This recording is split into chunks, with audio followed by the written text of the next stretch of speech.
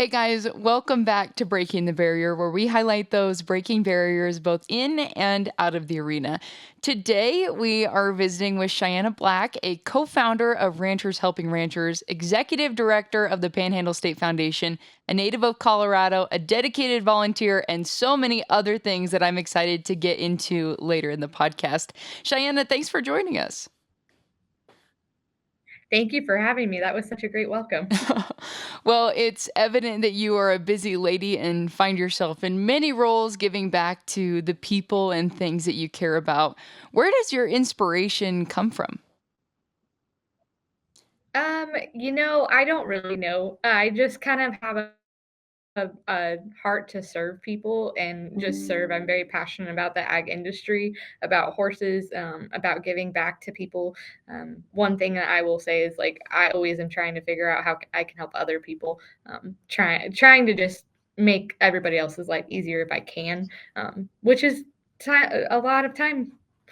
Yeah, absolutely. Well, I have to imagine a lot of that stems from your roots in agriculture and in the sport of rodeo. What was your upbringing like, and do you think that contributed to what you're doing now? Yeah, I definitely do. My family raised horses a long time before I came along. So whenever I got there, I was kind of the last one in there, and so I kind of had to make my own horses and just trying to help others. Like I know the struggle it can be. My mom was the greatest inspiration to me. She always went above and beyond for me and everyone around us, and so I think a lot of it comes from her. My biological dad was not great, and so that was hard. And I think that I always wanted to stay busy so I didn't get in trouble on things. So that was a large part of it. Yeah, no doubt.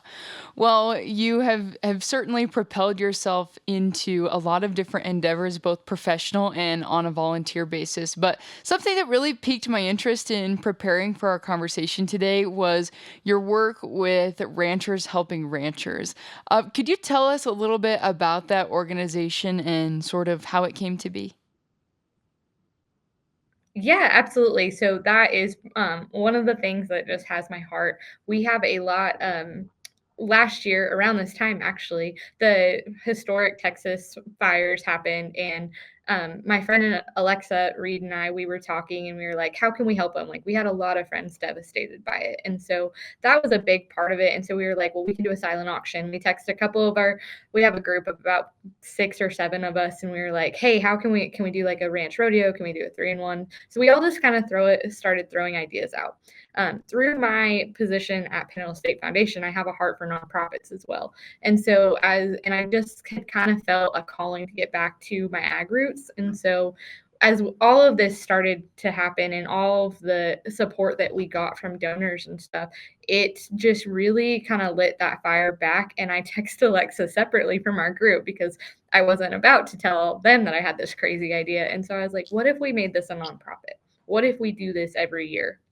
And we try and help families, ranching families in need. Like in our industry, as you know, it's not when something happens, whether it's tragedy of, maybe it's an illness, maybe it's a disaster like wildfires or anything like that. It's when, it's not if. And so we always know there's going to be a purpose. And so that's kind of how it came to be. We had a lot of people jump in. Alexa really jumped on the side of the silent auction that we did online, and we were able to raise about just over $85,000 between our 3-in-1, our open ranch broncs, and the auction. And to say that it was humbling would be an understatement. The support that we got and the people that wanted to give back to everybody was just incredible. And so we've given out over 85,000 between the wildfires, and then we've put on a couple other events for some ranchers that and cowboys that had gotten hurt on the job and doing stuff like that. And so our goal is to constantly be trying to give back as much as we can.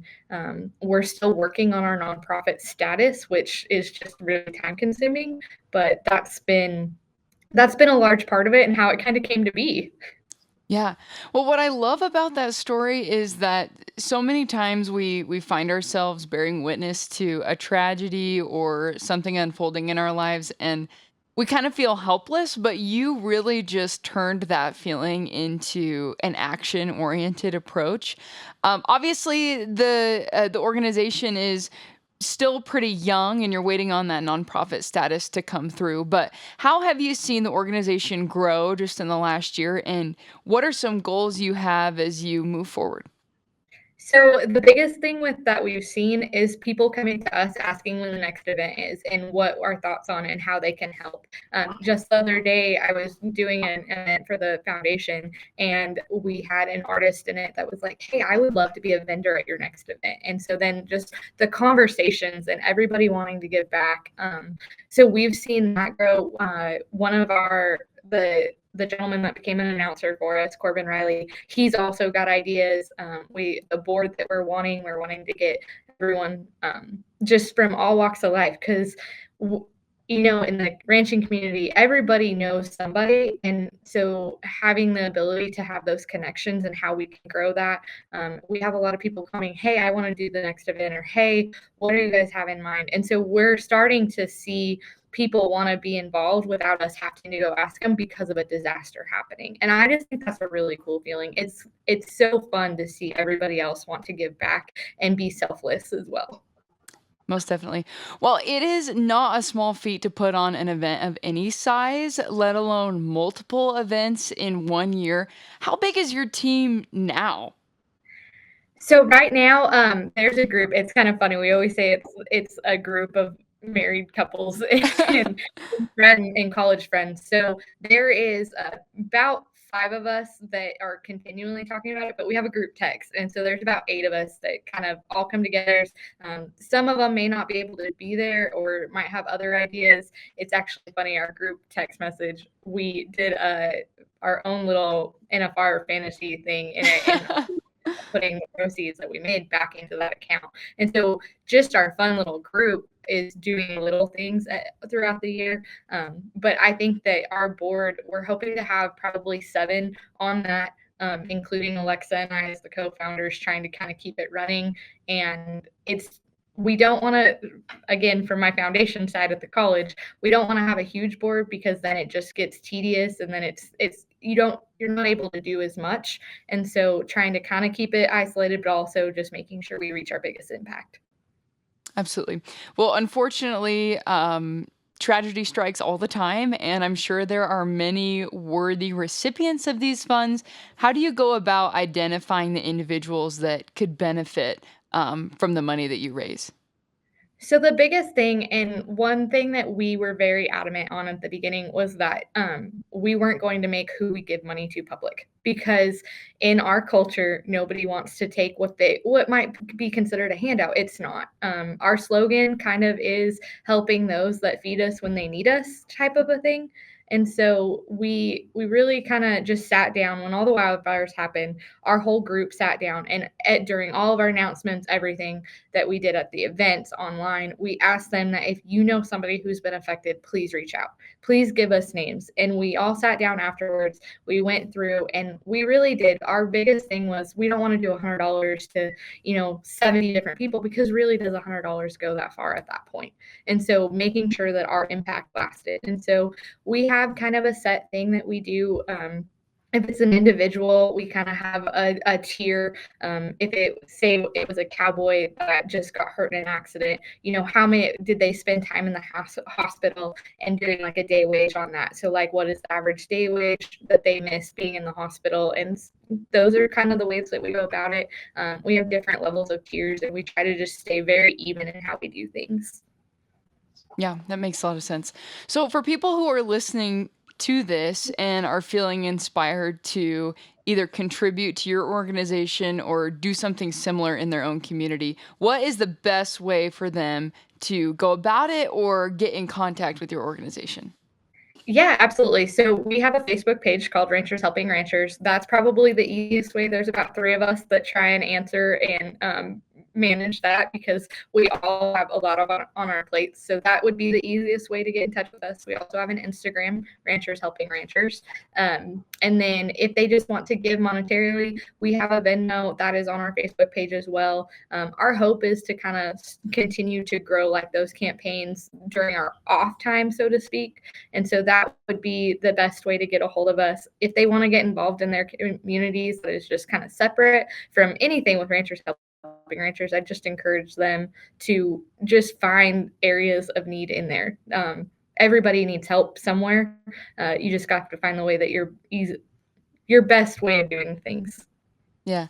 Well, the trend I'm seeing is that you have a knack for raising money for causes that you're passionate about. And I think that translates well into your role with the Panhandle State Foundation.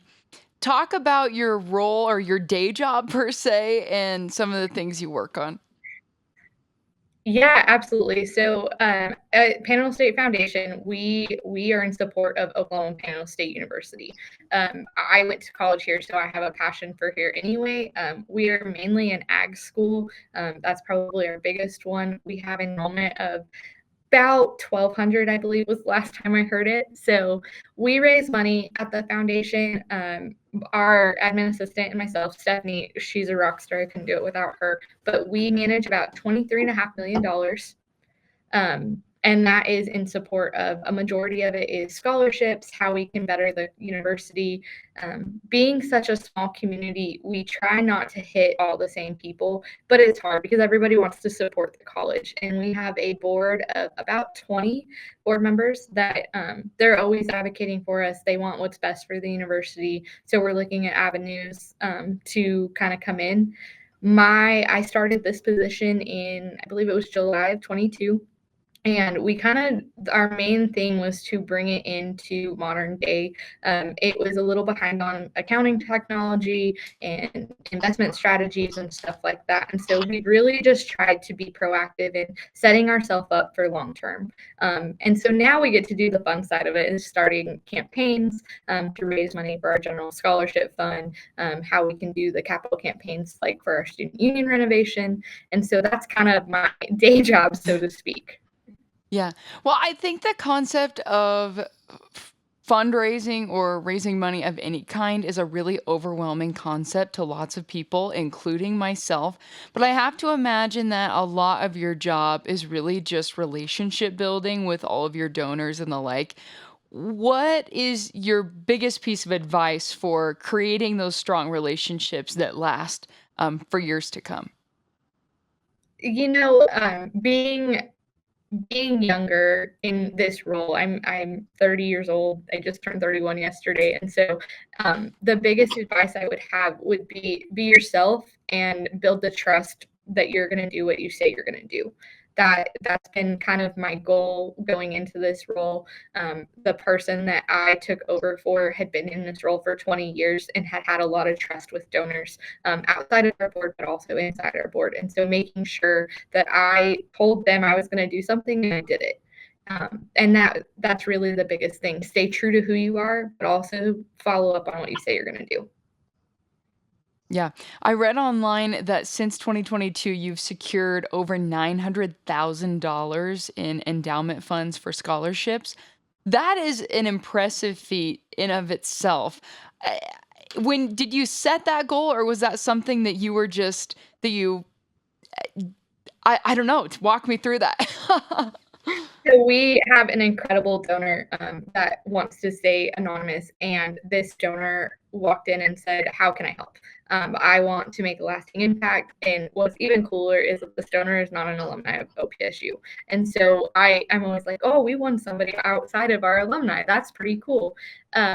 But really, this donor donated 940,000 worth of stocks to us for one ag scholarship. So we've had that much, but we've also grown our investments, we've grown everything else. And so again, it's building that relationship. The donor, one of my favorite people ever, get calls from them, and it just makes my heart happy. We actually just this week, or sorry, last week, received an additional donation of just under 500,000 from this donor. And so again, it goes back to what you said, the relationships and building those and making sure people can trust you. And so we didn't really set the goal. My goal coming into this position was let's get our accounting software, let's get everything to where if I win $1 million tomorrow, somebody else can walk into here and it be flawless and seamless to take over.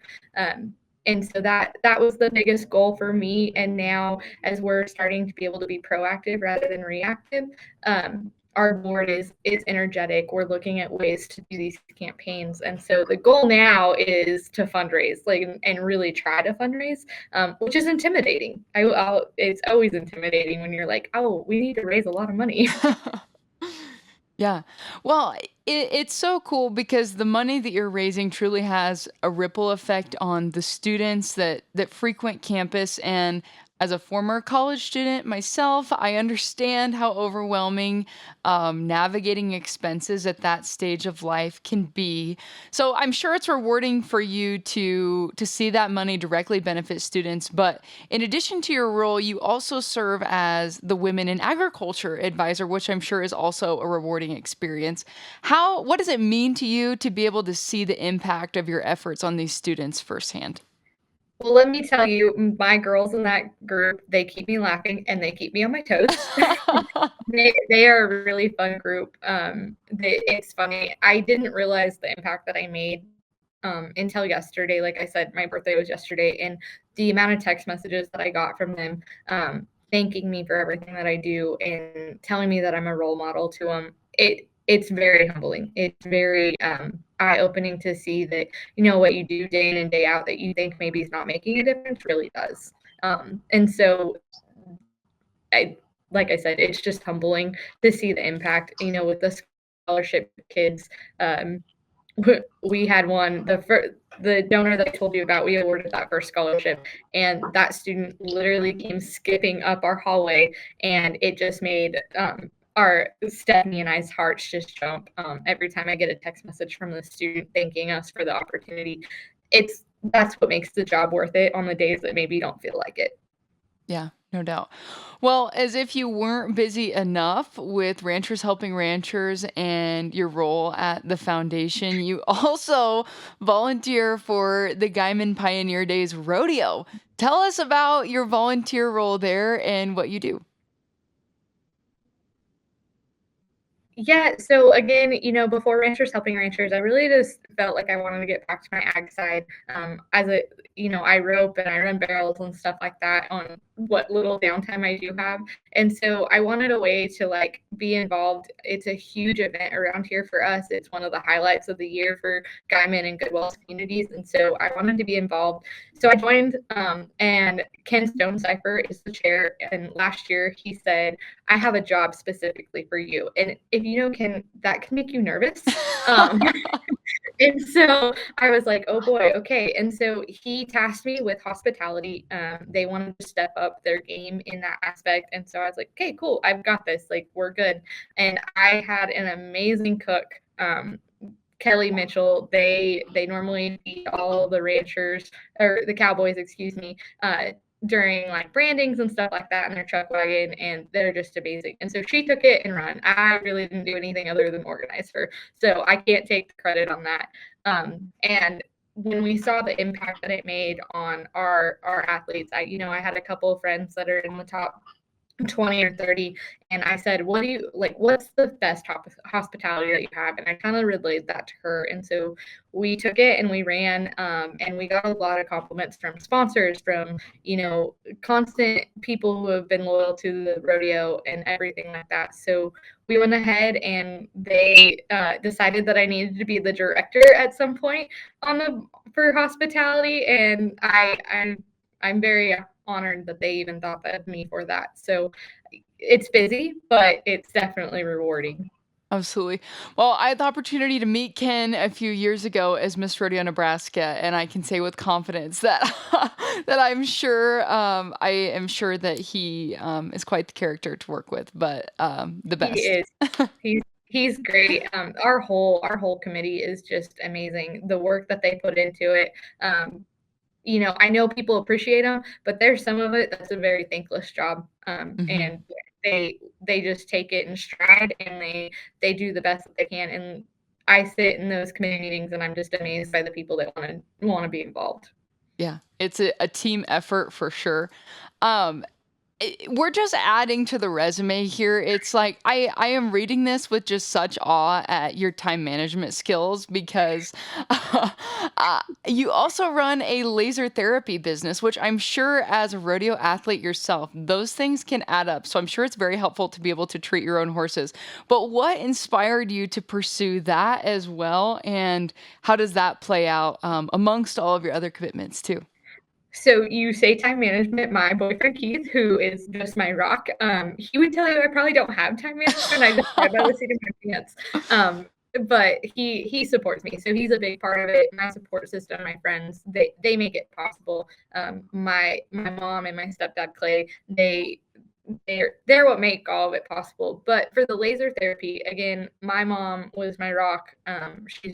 She's everything to me. So she had kind of she left her main job, moved with my stepdad to San Luis Valley, and kind of wanted to get into doing something because she was bored. She was used to working all the time, and so she got the lasers, and she liked it, but she didn't love it. And so I always was a nerd about it, I tell her. And I like the science behind it. I have very much a heart for the horse. Growing up, I've always been the type to say the horse needs to come first. And so trying to make sure they feel great. We had a mare that had surgery on a hind leg, and just knowing the tools that would have helped with, I just have a heart for the horse more than anything. As far as trying to treat others, I've been kind of on like the lower end. I didn't advertise a whole lot until the last probably 2 years. And I have some very loyal people that always are like, hey, can you come out? And again, I think it's just the nerd in me that really just likes to see the progress. Uh, we have one horse right now that we're working on that just ripped its whole hind end up on a trailer, and the pictures, people will say they're gross. I think they're really cool. And so seeing the progress of that, like I said, I just love the horse and I love to see the progress. And so we do that in the spare time. So 9 times out of 10, you'll find me running out after work and have my laser. I have my blazer on, and everyone's like, "Oh, do you need to go home?" And I'm like, "No, I don't have time. So let's just do this." Oh gosh, I love that. Well, it's so fun to talk to you because it is so evident that you're truly passionate about all of the things that you're involved in and really to build strong rural communities to build strong villages, if you will. We need more people who are action oriented and who truly do things with their whole heart, and that's what I'm really seeing from you. What advice would you give someone maybe just starting out in their career, or maybe even your younger self that you wish you would have known a little bit earlier? Um, I was always told you have to have faith. Definitely stay strong in that. It's easy when you're busy to be burnout. I will tell you, I have struggled with burnout before. That's why passion is what probably keeps me going 9 times out of 10. Um, but I came across a quote a couple years ago that said, "If the devil can't make you bad, he makes you busy." And that is always what kind of keeps me grounded. When I'm doing all of this, I have to remind myself to take time for me, whether it's going and riding my horses, laying on the couch and just watching a show for a little bit, or just going and hanging out with Keith while he goes and doctors cattle or is training horses or whatever he wants to do. Just kind of that would be my advice to the younger one, is remember to pour back into yourself as much as you're pouring into everybody else. Absolutely. Well, you received a really cool honor here recently, being named to Cowgirl Magazine's 30 Under 30 list. What did it mean to receive that honor, and what kind of impact do you think that will have? It's definitely already had some impact. I've been again humbled by the people who have congratulated me on it. The award itself, as I've said a couple of times already, getting back to my roots on the ag side, there for a little bit, I felt like I was losing that. I was very focused on trying to build the foundation and get it to a point that I was confident in. And I took a break from horses a little bit. They kind of got put on the back burner. I've really just tried to build my career, and so horses sometimes take a back seat to that. And so by being able to see that everything that I'm doing is actually paying off and it's worth it, because sometimes I think, like I said, burnout happens, and you start to question, why are you pouring into all of this? Are you really making a difference? And so that honor was just amazing. I'm very excited to go to Fort Worth. I've had several friends that have been inducted into this before, and so I know what an honor it is, and it's going to be standing among legends, and that's pretty awesome. Absolutely. Well, very well deserved, no doubt. As we kind of wrap up our conversation today, what else about you or your story, I should say, do you think it's important for people to know? I think it's important for people to know it doesn't matter where you come from. Like I said, my mom was my rock. She did everything. She always made sure I had everything I needed, but not, we didn't always have the ability to have everything we wanted. And so for people out there like, well, I can't do that because of X, Y, and Z. I came from very humble beginnings. You have to work hard. And so you have to also know the people that are supporting you and know the people that are in your corner. I've very much learned recently, you are who you surround yourself with. And so I keep a very tight circle. I always say the conversation's different. It's not the young, maybe what's so and so up to. It's very much the ideals, our faith, what we want to do with our organization. And so it's just really cool to see the transition from younger 21-year-old shy to that, I rodeoing and stuff like that for Panhandle State. It's been cool. And I love being part of it. I get to work with one of my best friends, Shelby, who's the head women's coach here. And so, it's just one of those things of just make sure you're taking care of yourself while you're also chasing everything that you're passionate for. And you don't have to come from money or anything else like that. No doubt. Well, Shai, this has been such a fun conversation from my perspective. So thank you so much for being willing to share your story and give us so much wisdom to think about moving forward. Well, I appreciate you having me on. Like I said, it's honored. I was very nervous for this. You are my first podcast, so I appreciate you wanting me on as a guest. It's awesome. Oh, well, thank you so much. And if you enjoyed this conversation, feel free to share with a friend. As a reminder, all previous episodes of Breaking the Barrier are available on Spotify and Apple Podcasts, and you can watch all previous episodes as well on YouTube. We'll catch you next time.